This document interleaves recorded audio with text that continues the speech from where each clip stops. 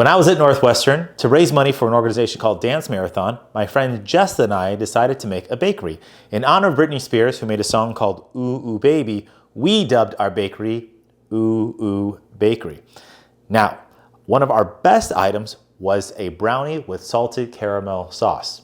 And I'm going to show you how to do that today. The question is, do you like a fudgy brownie or a cakey brownie? Now, I tend to lean more on the fudgy side, but if we can get it right in the middle, that's a good one too. So I'm going to show you today how we're going to make a beautiful in the middle fudgy and cakey brownie with a beautiful brownie skin top. For the brownie, let's go over the ingredients you're going to need.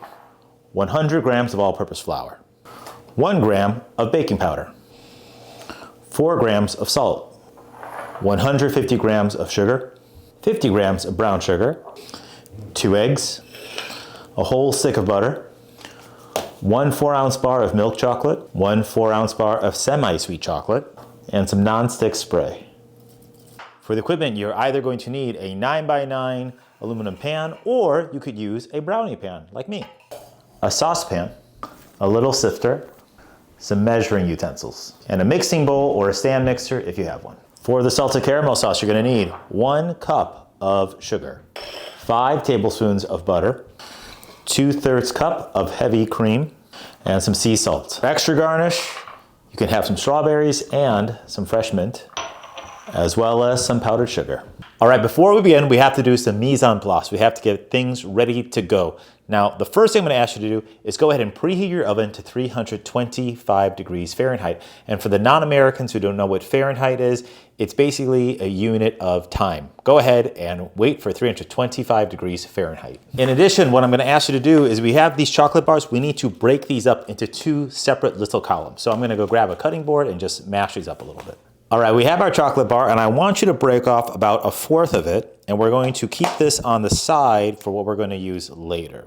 We're going to put this in our mix, but for the rest of the chocolate bar, we're going to break this up, and I would like you to please just chop these up into little itty-bitty pieces. So we're just going to kind of break these up into pieces. It doesn't have to be amazing at all, but we don't want big chunks yet when we put this into our brownie. Okay, that's awesome. Now these other pieces that I wanted you to save of the semi-sweet, we are going to also chop those up. I just place them on the side. Okay, those are just gonna get melted pretty quickly. Now I'm gonna do the same with our milk chocolate. I am actually more of a milk chocolate person than I am a dark chocolate person. I think the whole thing about dark chocolate being healthy for you is really because it has flavonoids in it, but the flavonoids die and decay by the time we get it. I know I'm going to get a bunch of haters who don't like that, but I'm speaking my truth. We're going to throw that to another bowl. Awesome. We are done with that step. Take that, put it away. So the rest of this chocolate here, we're just going to put into a big bowl that we are going to use later. So another concept in baking that we want to do is we want to mix all the wet ingredients first, and then we want to incorporate the dry ingredients, okay? We don't want to just put it all together right away. Let's do the wet first, and then we're going to put the dry in. Because if we start just mixing the flour with all the wet ingredients, the gluten starts to activate too quick and too early. We don't need it right now. All right, so the first thing that we're gonna do is we're gonna go grab a saucier pan. And if you have a little stock pot, that's totally fine. We're gonna put our butter in here, we're gonna let it melt, and we're gonna add the sugar. We're gonna mix that up until it gets a bit clumpy, and then we're gonna add that chocolate I asked you to hold back. So if you ate it, you're a bit in trouble. All right, in goes the butter. We're gonna let that melt up. We're gonna stir this up just to kind of help it melt a little bit. Next goes in the granulated sugar, and next our brown sugar, and I'm just going to stir those up together. Now you see how it's turning sandy? That's totally fine. That's kind of what we need at first. Next we're going to add in some of our chocolate pieces that we held back, and right now it's just all about moving and letting this thing melt down. Okay, that's what I want. And I'm constantly moving it just to kind of help it out a little bit. Okay, can you hear how like this is still a little bit sandy? That's totally fine. We're cool with this. We just needed to incorporate this all together. All right, first one we're gonna do is we are going to put in this butter, sugar, chocolate solution. I'm gonna attach my mixer, and I'm not worried about over stirring because there's no gluten in this yet. Now I'm gonna add 2 eggs. We want to incorporate the sugar and the egg solution so that the sugar can get really ingrained in it, and that's going to give us a better top. If you would like to in this step, you can put in some vanilla extract, just as much as you want, honestly. Good. I'm going to turn it up a little bit. Oh, it smells so good. Good. We're gonna let this sit for about 10 minutes. Okay, now while our wet mixture is sitting and all those ingredients are getting to know each other, we're gonna put together our dry ingredients and we're gonna prep our pan because we're gonna move pretty quick after that. So go ahead and grab your all-purpose flour. I'm gonna add in a couple things. I need only 1 gram of baking powder, which is a very, very, very small amount in terms of a teaspoon. It's like 0.2 of a teaspoon. So I'm gonna just put that in there. It's cool with me. Now I have a kosher salt here that I'm gonna use. It's not iodized salt, is a bit too harsh. So I'm gonna put about 3/4 of a teaspoon in there. Super easy. I'm gonna grab a fork and just kind of slosh it around. Hey, if you find clumps and stuff in your flour, any of the dry mixtures, you might wanna sift it. So you can either like push it through a little sifting strainer, or if you have a sifter, you could use that too. But this is the easy part. We're done with this. Now I like using this brownie pan because it's like me. Everything has an edge to it. As opposed to using the 9x9 pan because there's that middle piece that has no edge. And some people are like that, some people are not. But I like it to kind of be very, very uniform. So I'm gonna use this. I'm gonna take my spray right here and I'm just going to spray each individual section. And I just honestly gotta give a little layer, wipe it down. All right, now it's time to merge the houses of wet ingredients and dry ingredients together. I watch a lot of Game of Thrones, so don't judge me. My dry, and we're just gonna put it in. And now I'm gonna add my chocolate too. But I'm gonna keep a little bit back for the top. Alrighty, pretty easy. Now what I'm just gonna do is we're going to just scoop a little bit in and we're gonna try to make it as even as we can. Oh yeah. You know that scene in Willy Wonka where that kid is drowning in the chocolate river? That's essentially this right now. Looks great. Now we have a couple other little things that we want to do. I happen to have 3 in here, right? It's like my 9x9 pan. I'm going to take some of that chocolate that we had reserved and you can sprinkle some. So I'm going to do this. We're going to keep our first batch right here unaltered. I'm going to put some of these chocolate chunks on the top of my middle batch right here. Great. It's just sinking in. Okay.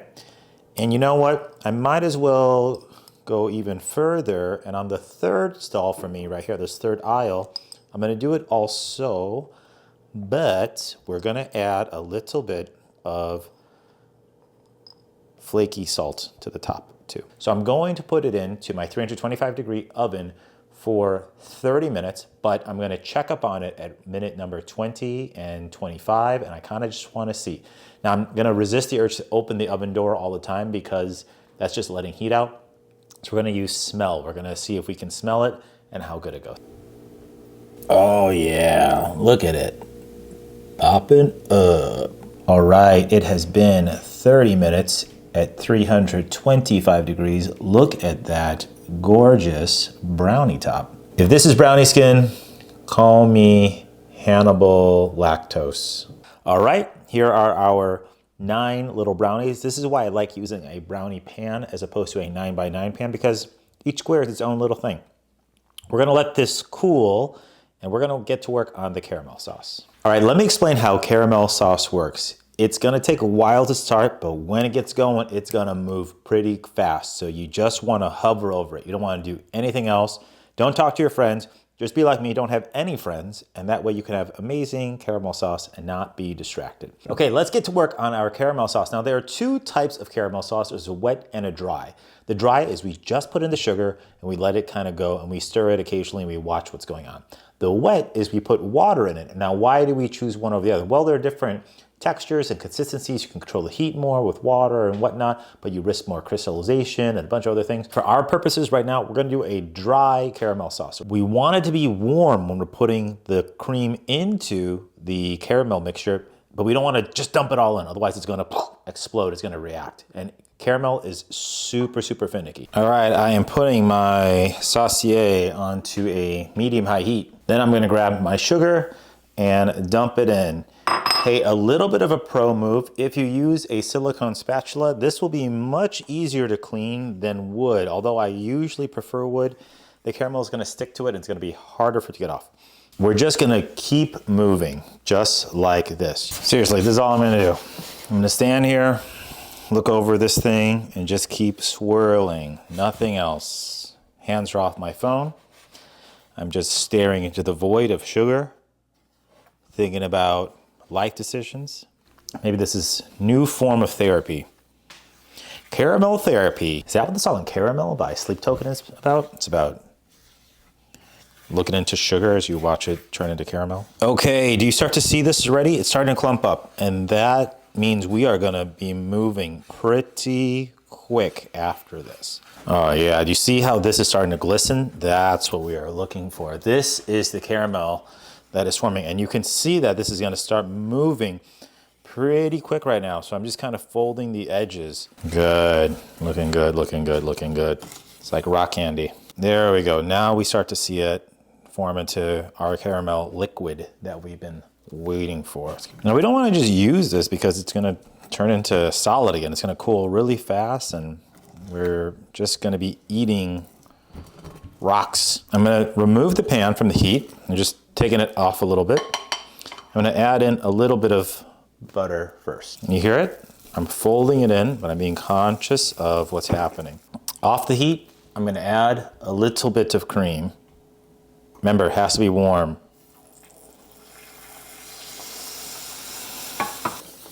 Oh, but there it goes. I feel it loosening up.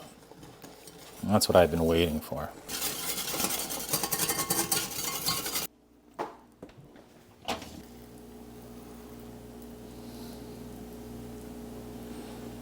Okay, now that we made our brownies and our caramel sauce, it's time to plate. And one thing I say a lot is that if it doesn't look good, nobody's gonna eat it. So I'm gonna show you a couple cool ways that we can plate these brownies. Now, one of the first things we have to think about is what's the color and what's the size of the plate. I like these plates that have a little rim because I'm going to be chasing this thing around. I want it in sauce and I don't wanna have it come off of the plate and onto me. Now, if I were to put a brownie with caramel sauce, I would pick a lighter plate because I want that light plate to contrast the color of the caramel sauce and the brownie.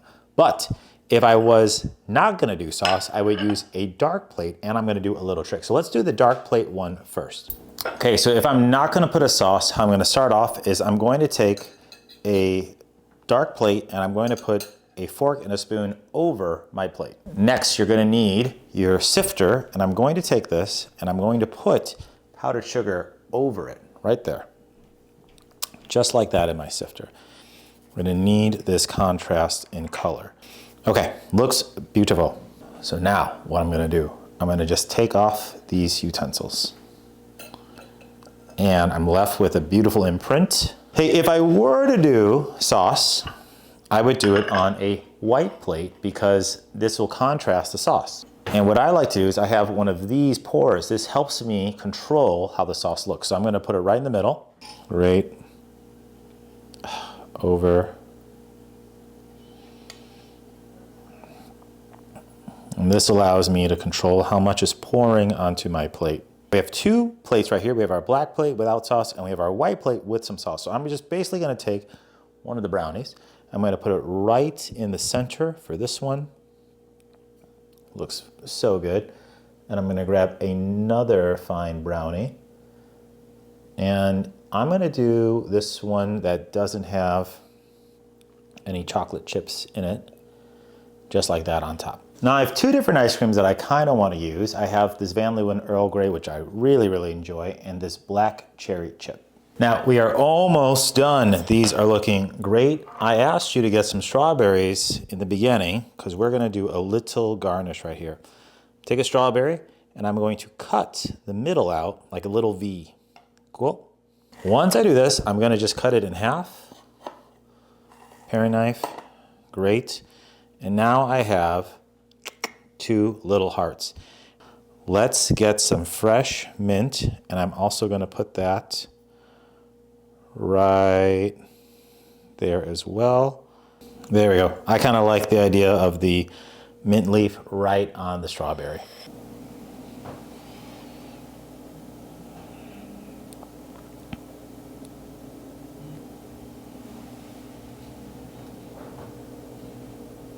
Let's do the Earl Grey brownie. And you bite into a chocolate chunk. Whew, holy moly.